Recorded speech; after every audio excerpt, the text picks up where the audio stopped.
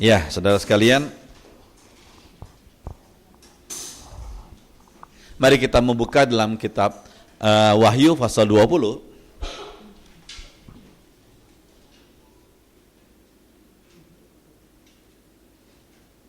Ayat 1 dan sampai ayat yang ketiga. Wahyu 20 ayat 1 sampai ayat yang ketiga.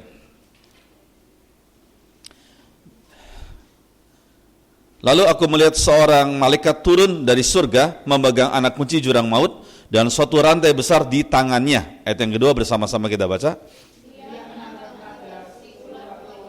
Yaitu iblis dan Set, dan ia mengikatnya 1000 tahun lamanya. Kita sama-sama baca ayat yang ketiga. Lalu melemparkannya ke dalam jurang maut dan menutup jurang maut itu dan memeteraikannya di atasnya supaya jangan lagi menyesatkan bangsa-bangsa sebelum berakhir masa 1000 tahun. Kemudian daripada itu ia akan dilepaskan untuk sedikit waktu lamanya. Sekalian kita sudah belajar bagaimana kitab Wahyu adalah kitab yang penuh dengan simbol, yang disebut dengan kitab apokaliptis, ya. Penuh dengan simbol, sehingga kita hati-hati dengan menafsirkan kitab Wahyu secara letterlock, karena nanti kita akan salah.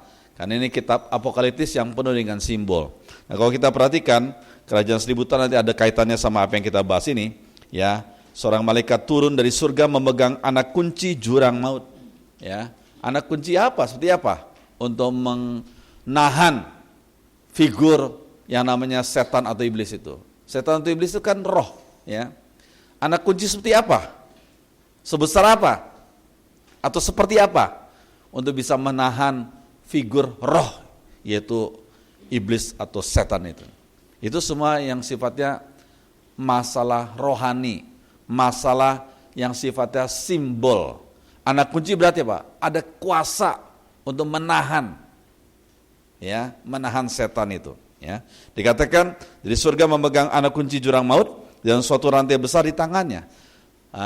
Kita bisa merantai sesuatu yang sifatnya benda, merantai anjing, merantai, ada juga merantai orang gila misalnya, ada yang begitu, ya. Tapi bagaimana kita merantai roh? Apa itu? Bagaimana merantai roh? Iblis atau setan itu kan roh adanya. Bagaimana kita merantainya?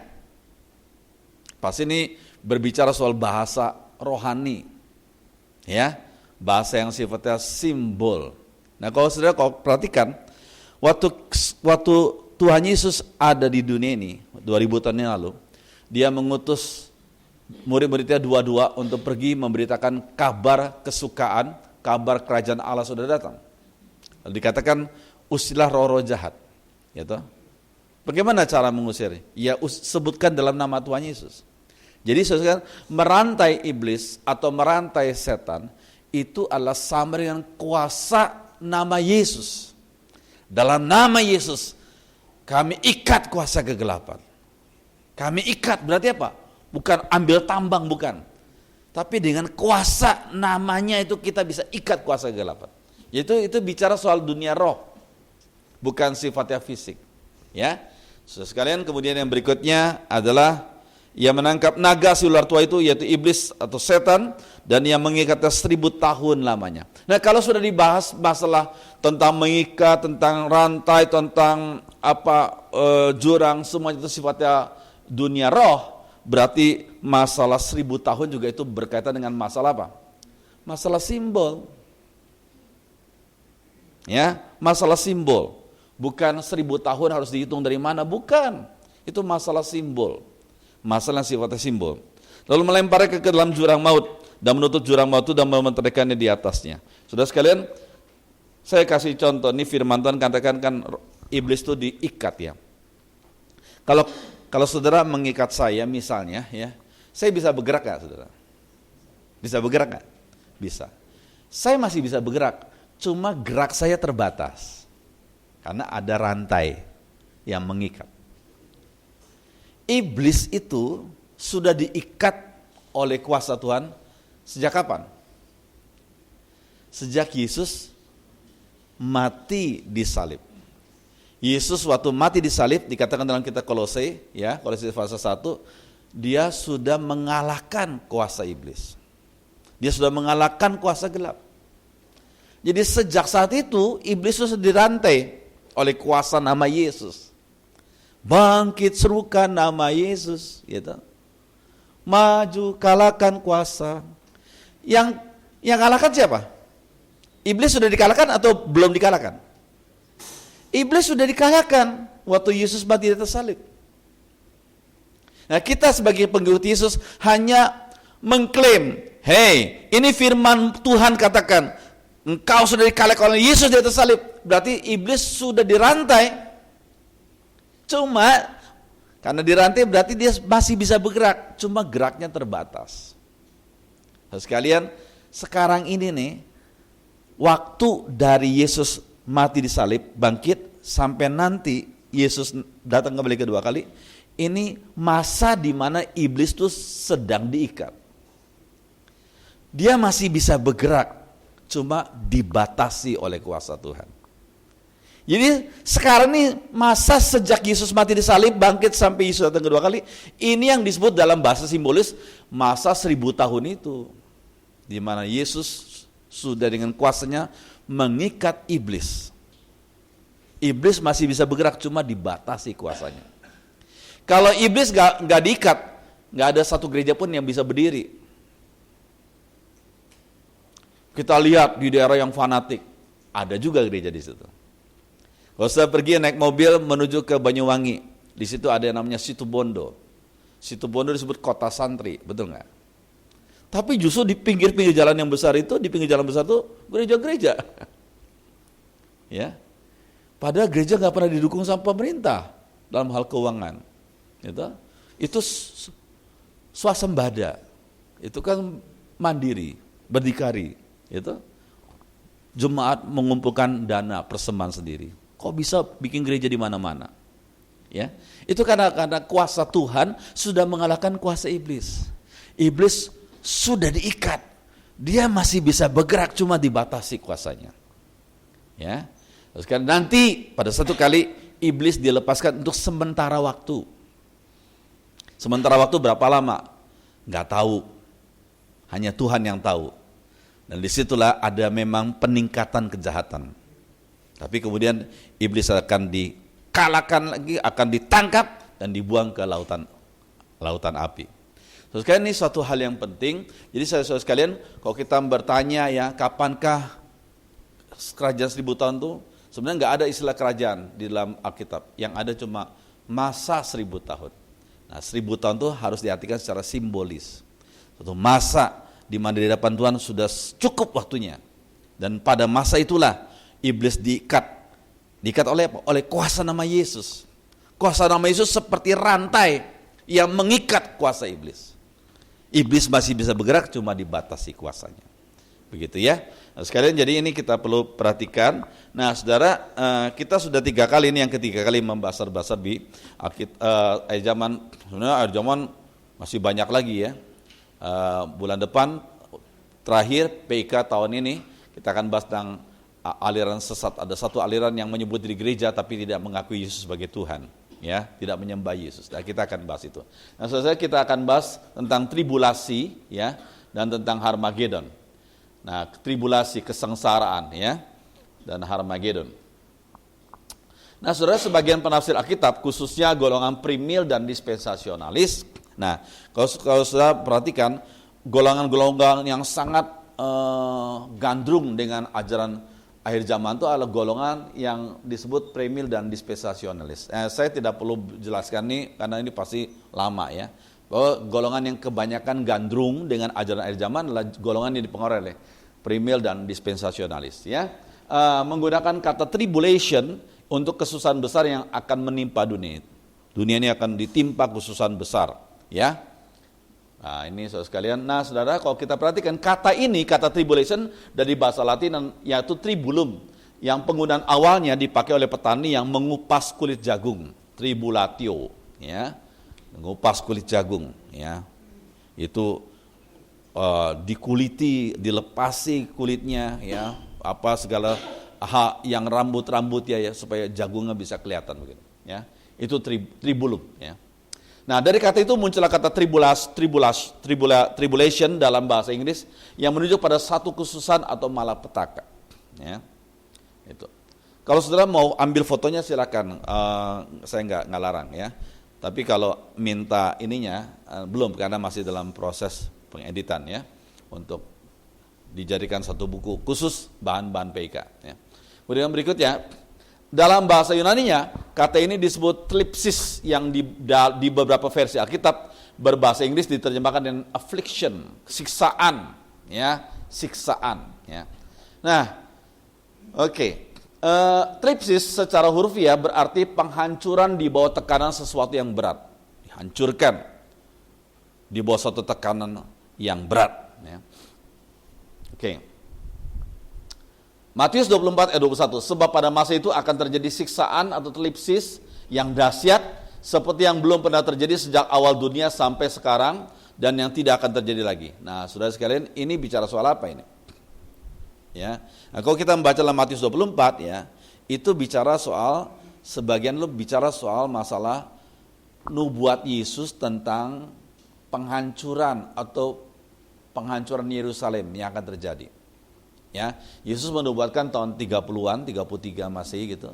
Dan penghancuran Yerusalem itu terjadi tahun 70 Masehi yang dilakukan oleh Jenderal Titus dari Romawi itu. Ya. Nah, tapi sebelum itu Tuhan Yesus sudah menubuatkan. Nah, saudara, ini kita perlu perhatikan ya.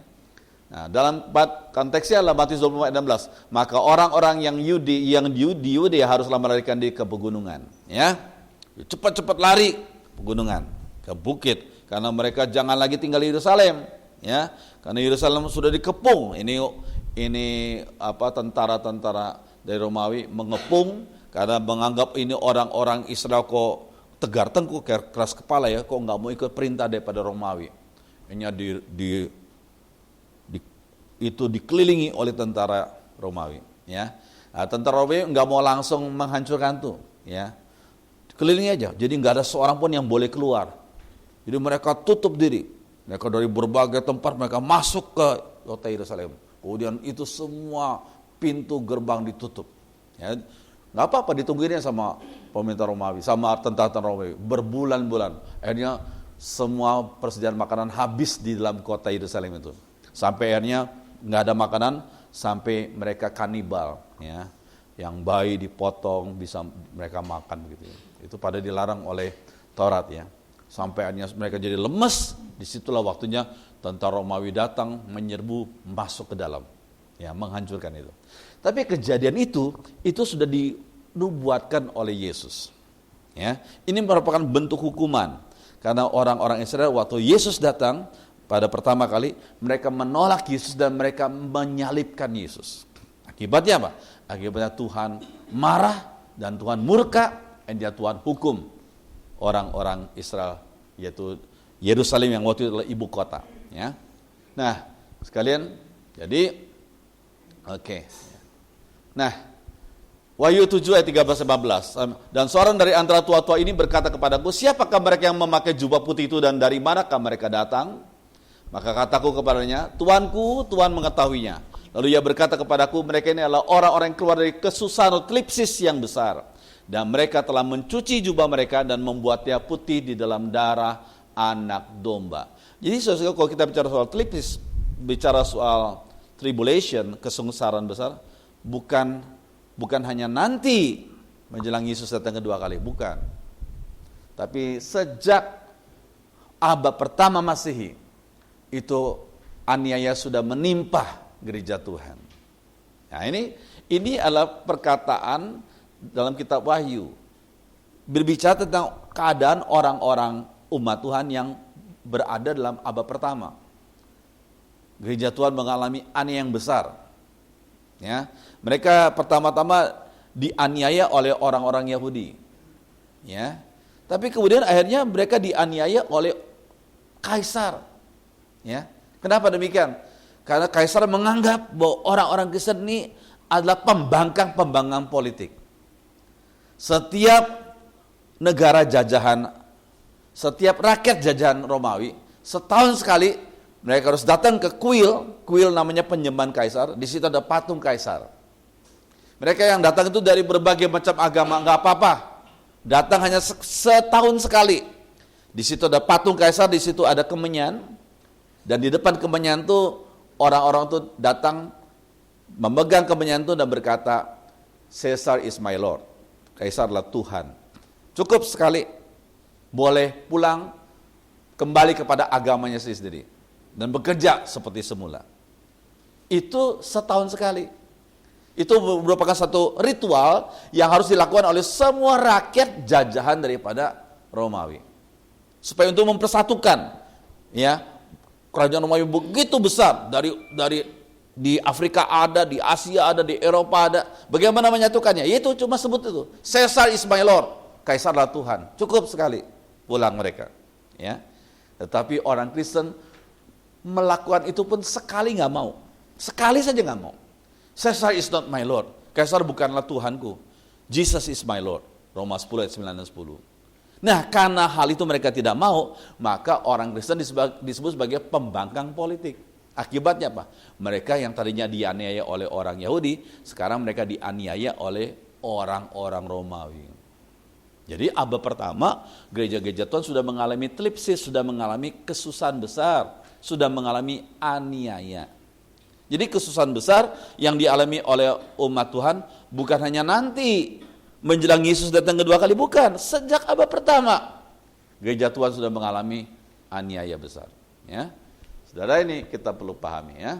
Tetapi dalam penglihatan itu, Rasul Yohanes itu sebagai rasul yang paling tua dan paling lama hidupnya, sampai tahun sekitar 96 gitu baru meninggal dia. Supaya apa? Tuhan memberikan kesempatan bagi dia untuk melihat nubuat, semacam pernyataan bahwa ini yang terjadi di surga.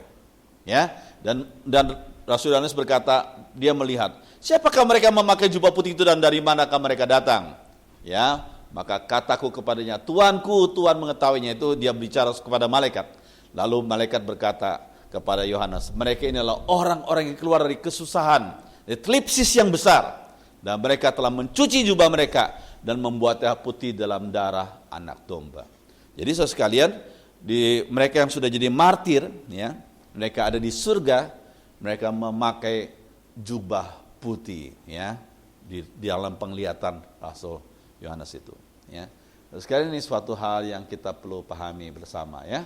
Oke. Nah, berikutnya. Kapan terjadinya? Sudah terjadi gereja di Yanias pada abad pertama Masehi, ya. Bukan nanti, tapi sudah terjadi, ya. Oke. Yang berikutnya.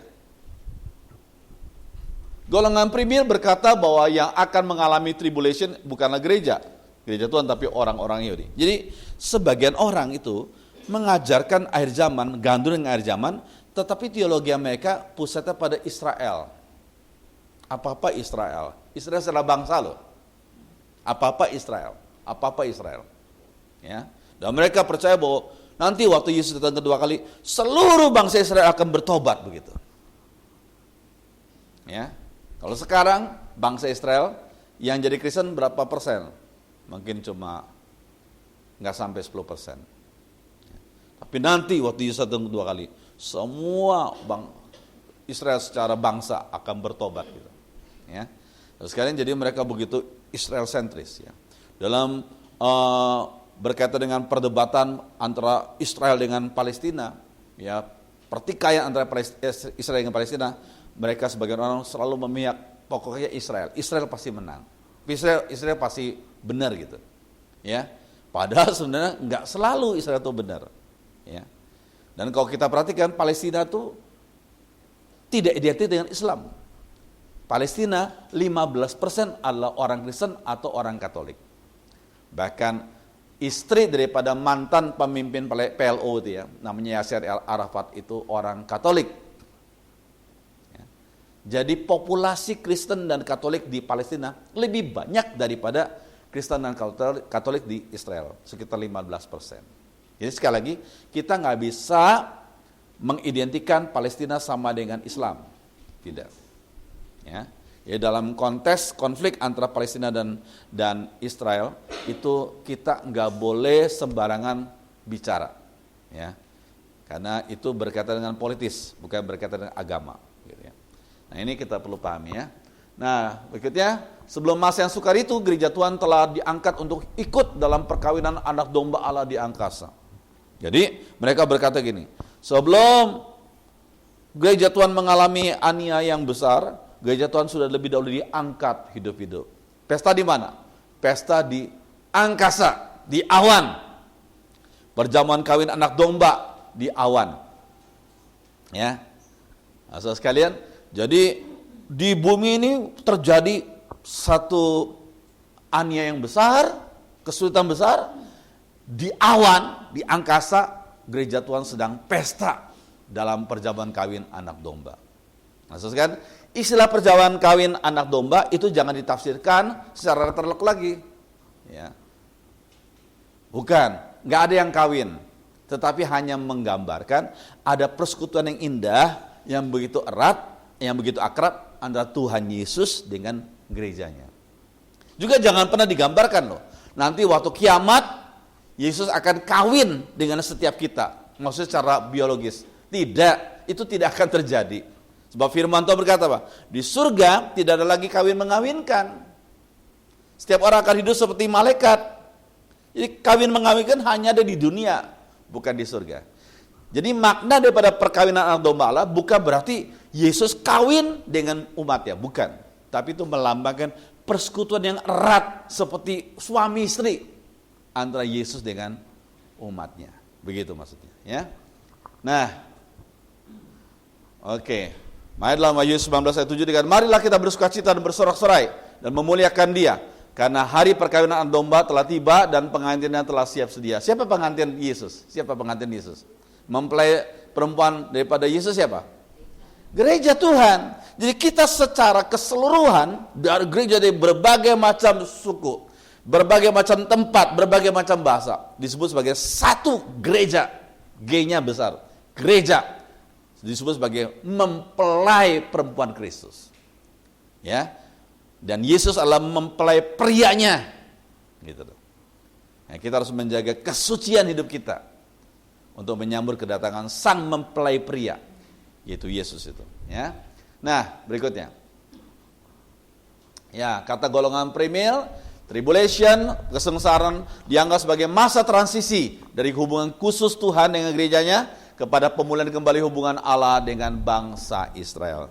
Saudara sekalian, jadi mereka percaya pada nanti waktu Yesus datang kedua kali, seluruh bangsa Israel akan bertobat begitu. Ya. Tapi menurut kitab Roma 9-11 ya, dikatakan bahwa hanya yang diselamatkan adalah golongan sisa dari bangsa Israel. Ya, dikatakan di situ pada waktu Elia menjadi nabi. Jadi 700 tahun sebelum Masehi, Elia pikir, aduh semua bangsa Israel ini sudah menyembah berhala.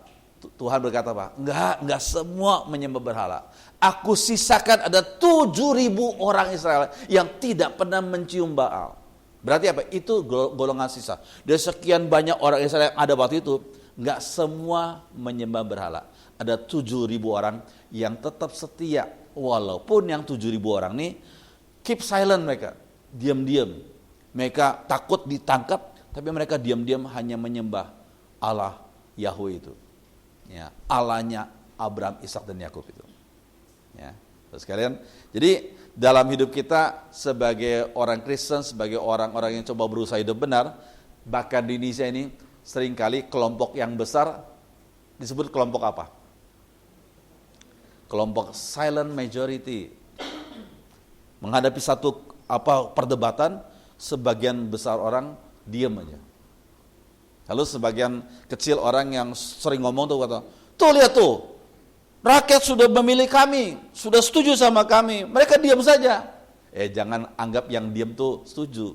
Sebab dalam segala macam masalah ada yang disebut dengan silent majority. Sebagian besar tuh orang takut ngomong, tetapi mereka tahu mana yang benar, mana yang salah. Tapi mereka diam saja, itu silent majority. Nah, dalam kehidupan Nabi Elia, ya, Tuhan berkata ada 7.000 orang yang tetap, yang aku sebut sebagai kaum sisa, tapi kaum sisa yang tetap setia mengiring aku. Nanti waktu Yesus menjelang Yesus datang kedua kali, dari sekian banyak orang Israel yang tersebar di berbagai negara ini di dunia ini, ada yang namanya kaum sisa yang percaya pada Yesus sebagai selamat. Dan mereka ini yang diselamatkan. Ya, mereka ini yang diselamatkan. Karena mereka percaya pada Yesus sebagai selamat. Ya. Nah, ini suatu hal yang kita perlu pahami. Oke, berikutnya saudara-saudara sekalian, J. Wesley Brill dalam buku Dasar dan Teguh, seorang teolog premil, menjelaskan hal-hal yang akan terjadi pada masa kesengsaraan sebagai berikut ya. Masa berlangsung sekitar 7 tahun, yang kemudian dibagi menjadi 2 kali era, 3,5 tahun ya. Ini kita sudah bahas sebenarnya waktu yang lalu. Kalau mereka mengartikan 7 tahun dengan letter luck, 7 tahun ya 7 kali 365 hari. Padahal sekali lagi istilah 7 tahun itu dalam kitab Apokaliptis yang penuh dengan simbol. Angka 7 itu menunjukkan apa? Angka yang angka ilahi, juga bisa juga angka apa? Angka yang sempurna. Makanya Allah menciptakan alam semesta dan manusia selama berapa hari? 6 hari toh. Hari ke-7 dia kuduskan, dia sempurnakan, dia bersekutu ya. Ya, so sekalian, ya, angka 7 itu angka ilahi. Kalau 7 dibagi 2 berarti 3,5, itu angka yang tidak sempurna, angka yang cuma sementara ya. Kalau 7 itu angka yang tidak sementara, tapi angka 3,5 itu angka yang sementara. Jadi kalau orang Kristen, umat Tuhan mengalami aniaya, itu di hadapan Tuhan cuma sementara waktu. Ya. Walaupun kita yang mengalaminya mungkin lama banget nih Tuhan. Kami kok dianiaya kok lama banget. Tapi di hadapan Tuhan, Tuhan melihat cuma sementara, cuma 3,5 tahun, cuma sementara saja. Ya. Nah, saudara sekalian, ini suatu hal yang penting. Nah, saudara, pada waktu lalu belum lama ini kan orang-orang Kristen di Irak, di Syria mengalami aniaya. Ada yang ditembak, ada yang digorok lehernya itu. Itu sungguh menakutkan ya. Lewat internet kita lihat gambar-gambar yang sungguh mengerikan ya. Nah, kalau kita ada di sana, mungkin kita akan berkata, Tuhan nyatakan keadilan-Mu. Ya. Kok begitu jahatnya mereka? Ya. Tapi Tuhan berkata, sabar, cuma sementara saja kalian menghadapi aniaya. Nah, sekarang ternyata kan terbukti, walaupun akhirnya karena ISIS kota-kota itu jadi rusak gitu. Tapi ada ISIS sekarang sudah mulai disingkirkan gitu. Bahkan orang-orang yang sudah sudah sempat dibohongi sama ISIS, ada sebagian mereka sudah pulang, diwawancari di Metro TV dan mereka berkata itu bohong yang dijanjikan oleh ISIS. ISIS berkata, datang ke sini, nanti kami akan memberikan kamu hidup yang lebih enak, gaji yang banyak, ya. Tapi ternyata itu semua bohong, ya. Tidak ada terjadi itu, ya. Jadi akhirnya mereka sedang menyaksikan itu semua. Terus sekarang jadi saudara, sesuatu yang bohong satu kali akan terbukti bahwa itu bohong. Ya. Nah saudara, ini suatu hal yang kita perlu pahami. Nah, jika mempelajari seluruh keseluruhan Alkitab, maka dapat kita ketahui bahwa thlipsis atau tribulation atau affliction bukanlah sesuatu yang akan terjadi saja. Ya. Hal itu pernah dialami oleh Rasul Paulus yang begitu memperhatikan gereja-gereja Tuhan. Ya. Dikatakan dalam 2 Korintus 2 ayat 4, aku menulis kepada kamu dengan hati yang sangat cemas dan sesak, dalam bahasa asli itu thlipsis, dan dengan mencucurkan banyak air mata, bukan supaya kamu bersedih hati, tapi supaya kamu tahu betapa besarnya kasihku kepada kamu semua. Berarti apa? Thlipsis, penderitaan, itu bukan hal yang nanti saja, tapi sedang kita alami. Baik pergumulan dalam tantangan, yaitu kesulitan dalam pelayanan, juga dalam menghadapi aniaya. Ya, yang dialami oleh Rasul Paulus adalah satu aniaya yang besar pada waktu sedang menjadi saksi Tuhan, menjadi rasul Tuhan. Ya. Dia nggak bicara soal hanya sekedar ngomong saja, tapi dia mengalami aniaya itu sendiri. Ya. Itu banyak sekali aniaya yang dialami. Sehingga dia berkata, aku sudah mengalami thlipsis itu. Ya. Tribulation, affliction itu. Ya. Kemudian yang berikutnya. Rasul Paulus menguatkan dan menasihati umat Tuhan di Listra, Ikonium, dan Antioquia untuk bertekun dalam iman. Di tempat itu mereka menguatkan hati murid-murid itu dan menasihati mereka supaya mereka bertekun dalam iman dan mengatakan bahwa untuk masuk ke dalam kerajaan Allah, kita harus mengalami banyak sengsara, thlipsis. Kisah Rasul 14 ayat 22. Jadi kekristenan sejak semula sudah dinyatakan secara jujur. Tuhan Yesus sendiri berkata kepada anak muda itu yang berkata, "Guru, aku mau ikut kemana saja engkau pergi." Kemudian Tuhan Yesus berkata apa? Hitung dulu biayanya, maksudnya count the cost, ya, bukan biaya uang. Dia berkata apa? Serigala punya liang, burung punya sarang, tapi anak manusia tidak punya tempat membaringkan kepala. Berarti apa? Kamu mau ikut Yesus, mau ikut aku, itu baik, tapi hitung biayanya, harga yang harus kamu bayar. Jadi kekristenan dari awal sudah begitu. Dia tidak menjanjikan hal yang muluk-muluk, yang cuma omong kosong, ya. Tidak seperti ISIS itu yang berkata, "Ayo ke sini, semua kehidupanmu akan, gajimu akan tinggi segala macam." Ternyata itu cuma bohong. Yesus dari awal sudah berkata, yang mengikut aku, seperti dunia sudah menganiaya aku, kamu pun harus siap dianiaya. Begitu. Itu kekristenan dimulai dari seperti itu. Sehingga kalau kita mengabarkan Injil, jangan sampai kita membuat kekristenan menjadi lebih indah dari warna aslinya. Seperti iklan Sakura Film zaman dulu tuh. Sakura Film membuat lebih indah daripada aslinya. Gambar lebih indah dari aslinya. Itu tidak benar itu. Nah, sekalian, jadi kita harus menyatakan Injil sebagaimana adanya. Mbak siapa? Ikut Yesus menghadapi tantangan. Apa tantangan yang kau hadapi? Orang tua kan belum Kristen ya. Nah, terus apa lagi? Waktu Mbak mengatakan kepada, waktu itu masih ini ya, dipersulit nggak? Akhirnya dapat juga remisi. Puji Tuhan.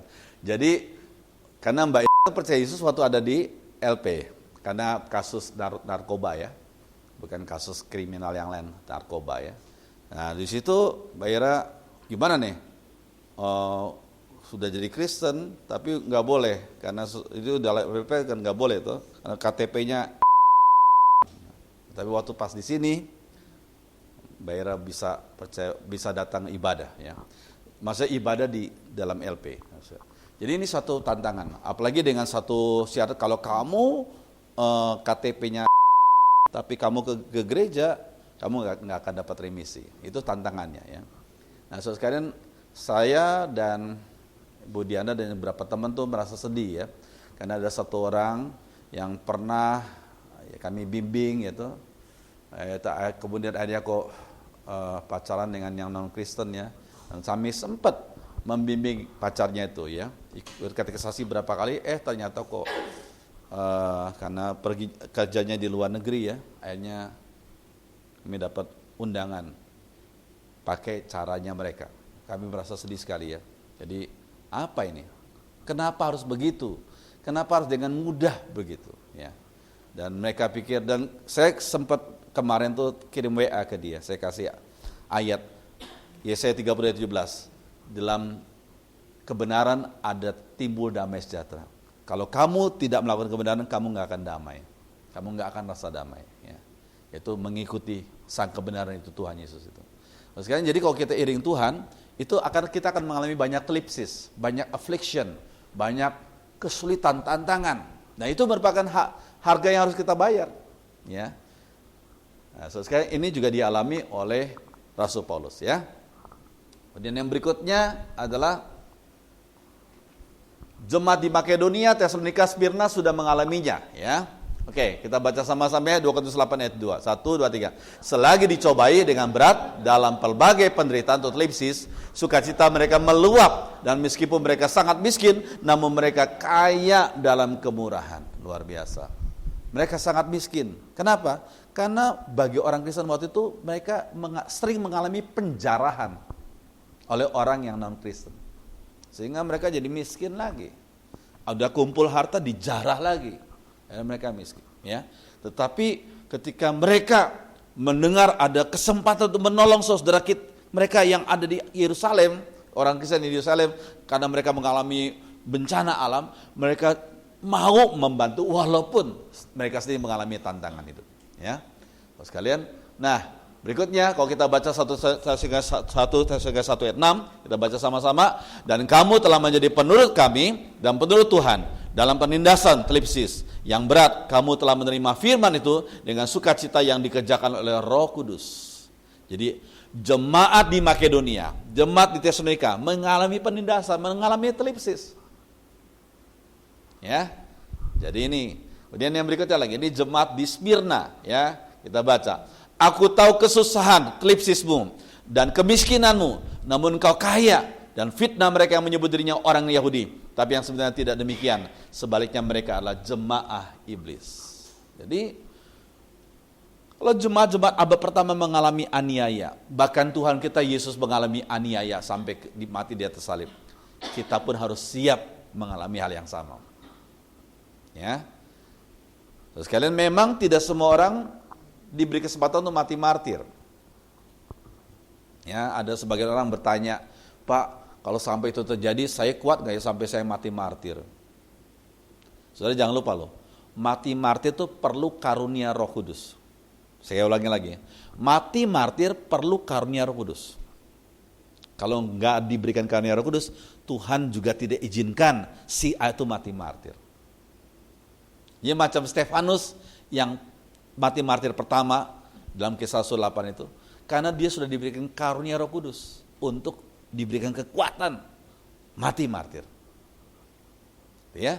Lalu bagaimana yang nggak mati martir? Kita menghadapi aniaya. Bagaimana kita kuat ya? Ya kita buka ya. 1 Korintus 10 ayat 13 kita buka. 1 Korintus 10 ayat 13.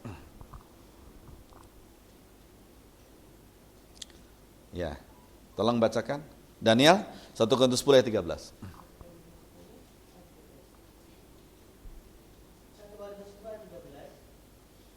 Percobaan-percobaan yang kamu alami ialah percobaan-percobaan biasa yang tidak melebihi kekuatan manusia.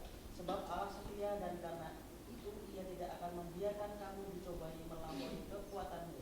Pada waktu kamu dicobai, Ia akan memberikan kepadamu jalan keluar sehingga kamu dapat menanggungnya. Iya. Jadi kalau kita menghadapi tantangan cobaan, jangan takut. Kenapa? Pada saat kamu dicobai, Tuhan akan memberikan kamu kekuatan dan jalan keluar. Jadi kita nggak usah khawatir pada saat itu terjadi. Tuhan sudah sediakan kekuatan bagi kita. Ya, jadi nggak perlu khawatir tentang hal itu. Nah, saudara sekalian ini kita perlu perhatikan ya. Nah, saudara kita perlu doakan sebenarnya orang-orang yang tinggal di daerah yang kita anggap sebagai daerah yang nggak fanatik ya. Macam ambil contoh di daerah Eropa, kita sebut sebagai itu bangsa-bangsa Kristen. Tidak loh ya. Ya. Waktu Eben itu ada di Jerman selama 5 bulan. Di sini Pak Yonatan anaknya gak pernah di Jerman ya, lebih lama kali ya. Terus kalian Eben selalu kami pesankan, kalau dia pergi kemana jangan lupa ya, kalau sampai di situ cari tempat di mana gereja itu berada, ya. Kamu harus ibadah di situ. Ya hari Sabtunya dia sudah keliling cari gereja ya.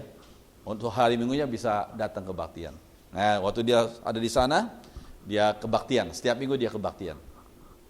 Ya. Kemudian dia ditanya sama teman-temannya, kayak international studentnya. Ada dari Korea, ada dari berbagai macam negara. Kemudian mereka tanya, Eben kamu dari mana? Dari gereja. Hah? Zaman seperti ini kamu masih tetap butuh agama? Zaman seperti ini kamu masih tetap butuh Tuhan?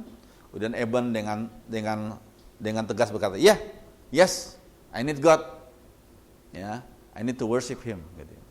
Jadi saudara sekalian, ini suatu hal yang, dan puji Tuhan, wakil Dubes Indonesia di Jerman waktu itu adalah orang Kristen. Kalau Dubesnya Pak itu ya, Pak mantan gubernur DKI waktu lalu siapa? Nah, tapi wakilnya tuh orang Kristen, orang anggota gereja Betel. Jadi dia datang ke ibu kotanya, dia naik kereta api gitu, dia ke sana ya. Terus sekalian, jadi ini suatu hal yang penting, kita perlu tetap mendidik, membawa anak-anak kita sejak kecil untuk tetap percaya pada Yesus sebagai selamat ya. Nah, yang berikutnya. Ajaran yang mengatakan bahwa kesusahan besar tidak akan dialami oleh gereja Tuhan, melainkan bangsa Israel, adalah tidak alkitabiah dan tidak sesuai dengan realitas sejarah. Ya. Kalau kamu percaya pada Yesus, kamu dipenuhi Roh Kudus, kamu tidak akan mengalami kesusahan besar. Kamu akan diangkat hidup-hidup dan ikuti pesta perjamuan kawin anak domba Allah. Sekalian itu sudah bukan ajaran firman Tuhan, ya. Itu semua adalah iming-iming daripada sebagian orang yang memang nggak suka adanya kesengsaraan. Ya. Ajaran tersebut mencerminkan sifat dasar manusia yang tidak senang akan penderitaan. Padahal Tuhan Yesus sendiri mengalami salib sebagai klimaks penderitaannya. Tuhan sendiri pernah berkata kepada para murid-muridnya, ayo kita baca sama-sama. Dalam dunia kamu menderita penganiayaan atau telipsis, tapi kuatkanlah hatimu, aku telah mengalahkan dunia. Aku telah mengalahkan dunia. Ya. Saudara sekalian, ini suatu hal yang penting. Ya. Waktu setelah pembakaran gereja-gereja di sekian tahun yang lalu ya, saya dengan keluarga kan setiap kali, setahun sekali kan kami pulang nengok orang tua di Bali ya. Saya setir mobil Panther itu ya, Panther putih ya. Kemudian ya. Lalu tadinya pinggir-pinggir jalan tuh gereja. Sekarang gerejanya ditutupin pakai seng gitu. Ya. Nah, ada satu gereja namanya GPPS ya. Wah, ditutupin pakai seng. Kemudian, yuk mampir yuk, kita mau ketemu. Karena kami dengar GPPS itu pendetanya tuh mati dibakar hidup-hidup, terbakar. Dan orang ketahui ada satu tubuh tapi sudah terbakar, bentuknya, posturnya seperti orang berdoa. Itu adalah Bapak Gembala sidang. Waktu gereja itu dibakar, Bapak Gembala ada di dalam, nggak bisa keluar dia. Ya, dia doa saja, matinya terbakar. Ya. Kemudian kami datang situ, ketemu sama anak dan menantunya. Lalu kemudian dia ngomong-ngomong, wah bagus sekali, ya, kesaksian bagus sekali. Saya bilang gini, Pak ini Rabu jam 6 ini, Rabu sore jam 6 ini ada Beatstone, ada persekutuan doa. Di sini Pak di gereja. Bapak sampaikan firman ya, mereka bilang gitu. Saya bilang, bahasa saya, Bapak yang lebih kuat imannya. Dalam menghadapi tantangan, pergumulan, kau tetap setia. Saya perlu belajar dari Bapak, saya bilang itu. Enggak Pak, Bapak di luar kota, Bapak sampaikan firman. Ya sudah, kami diizinkan menginap di situ, tapi jam 6 sorenya kami ikut persekutuan doa, dan saya diminta untuk menyampaikan firman. Terus sekarang jadi itu kita boleh lihat ya bagaimana waktu itu memang sebagian orang ada semacam master plan-nya, sudah berusaha untuk genocide atau bagaimana menghapus sebagian kelompok gitu ya, termasuk etnisnya dan termasuk agamanya, tapi ternyata kok batal mereka, nggak jadi, ya, maksudnya nggak sukses akan segala rencana mereka begitu, walaupun sudah terjadi penganiayaannya. Terus sekarang jadi ini suatu hal yang penting, jadi kuatkanlah hatimu, aku telah mengalahkan dunia. Ya.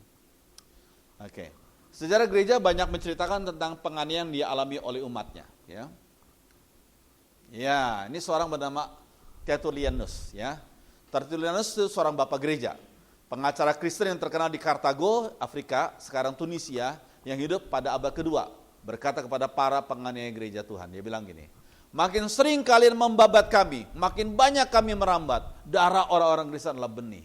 Ya, kalau kita belajar sejarah gereja, ada satu istilah yang sering kali kita baca, darah martir adalah benih gereja. Kita pernah dengar gitu kan? Ya. Tapi saya mau tahu, itu perkataan itu diucapkan oleh siapa pertama kali? Ternyata oleh Tertullianus. Makin sering kalian membabat kami, makin banyak kami merambat, darah orang-orang Kristen adalah benih. Terus kalian, jadi dia pada abad kedua Masehi, dia sudah melihat banyak orang Kristen yang mengalami aniaya. Ya. Dan maka dari itu Gus Dur almarhum pernah berkata begini, hei kalian yang berusaha menghalangi gereja Tuhan, kalian menganiaya gereja Tuhan, perhatikan sejarah ya, perhatikan sejarah. Gereja Tuhan, gereja Kristen semakin dianiaya, semakin merambat. Begitu. Ini Gus Dur itu seorang yang pintar dia baca sejarah dan dia bisa ngomong gitu. Dan memang betul, ya. Seperti yang diucapkan oleh Tertullianus itu, ya. Oke.